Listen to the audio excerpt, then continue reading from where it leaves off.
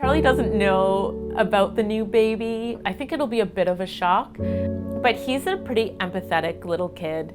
So I think he'll be a great big brother. The first pregnancy was a long road trying to get pregnant with my son. It was about a year and a half, 2 years. A doctor actually in England, where I used to live, had diagnosed me with PCOS, polycystic ovary syndrome.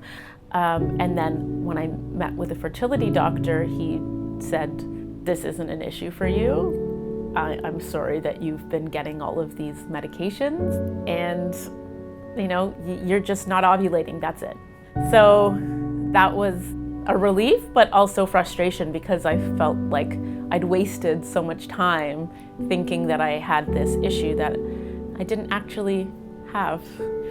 So eventually, after years of trying, we eventually got pregnant.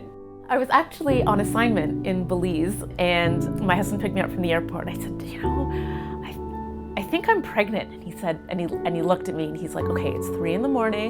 Let's just calm down." Peed on all these sticks, and they all said positive, and we both just cried with relief and happiness that, for so long what we had dreamed about was finally coming true.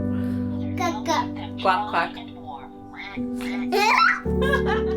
The second time we got pregnant, we went straight back to the fertility doctor. We were anticipating a 6-month to a year journey, and I began taking medication that would help me ovulate. And 1 month in, we were actually on a cruise, got a whole bunch of tests and took them into the cabin and checked and thought, wow, that was fast.